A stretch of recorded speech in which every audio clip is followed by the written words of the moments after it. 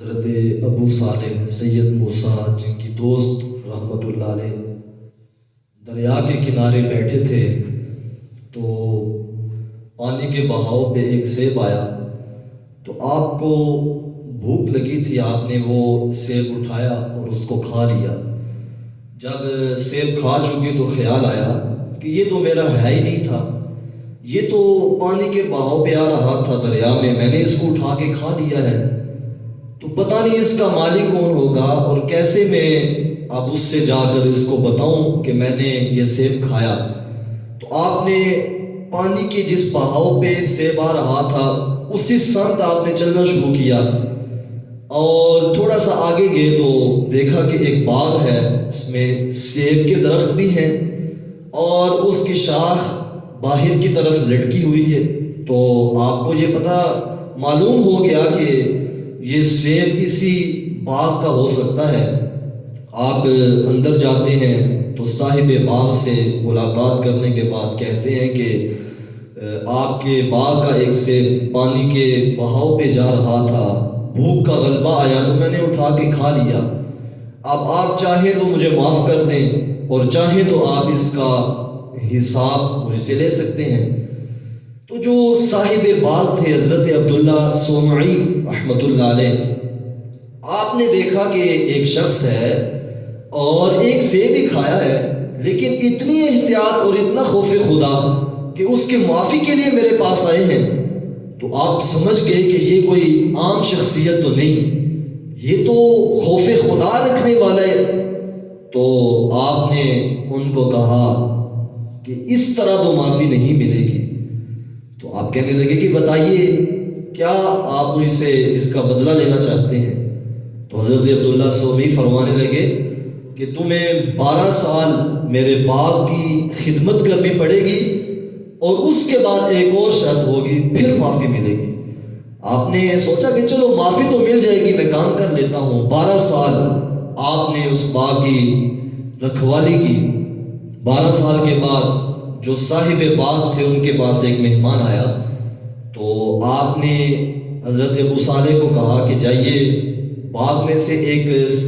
Plate کے اندر سیب لے کر آئیں۔ آپ گئے، جب سیب صاحب مالی کی بارگاہ میں پیش کیے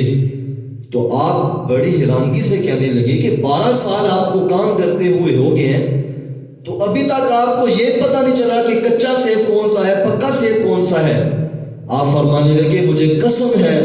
کہ میں نے آج تک سیب کی طرف نظر اٹھا کے بھی نہیں دیکھا، میں تو اس ایک سیب کی سزا بھگت رہا ہوں اور سوچتا ہوں کہ کہیں اور مجھ سے غلطی نہ ہو جائے۔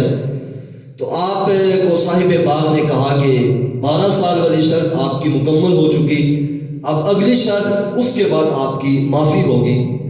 تو آپ نے کہا کہ بتائیے۔ تو حضرت عبداللہ صومعی فرمانے لگے کہ میری ایک بیٹی ہے، آنکھوں سے اندھی ہے، کانوں سے بہری ہے، زبان سے گونگی ہے، ٹانگوں سے معذور ہے، تمہیں اس کے ساتھ نکاح کرنا ہوگا، اس کے بعد تمہاری معافی کا اعلان ہوگا۔ آپ نے فرمایا کہ ٹھیک ہے، مجھے شرط منظور ہے۔ اب آپ کا نکاح ہوا تو جب آپ کمرے میں گئے تو دیکھا کہ سامنے تو ایک حسین و جمیل عورت بیٹھی ہے، ٹانگیں بھی ٹھیک ہیں، زبان سے بولتی بھی ہے، آنکھوں سے دیکھتی بھی ہے، کانوں سے سنتی بھی ہے۔ تو آپ کا درخت دروازے، آپ کا جو سر ہے وہ دروازے کے ساتھ لگتا ہے اور سر پھٹتا ہے تو واپس باہر نکلتے ہیں۔ صاحب باغ نے پوچھا کہ کیا ہوا؟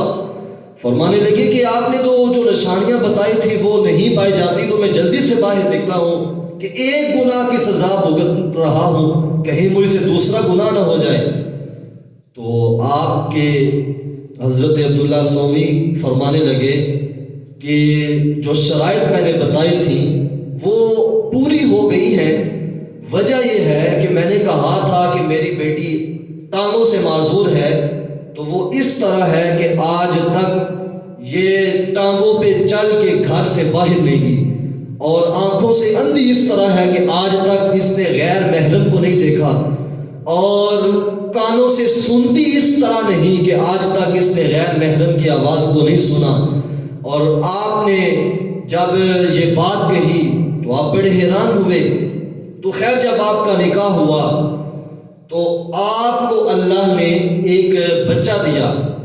اور وہ کہ جس کے والد اتنے نیک ہوں کہ ایک سیب کی سزا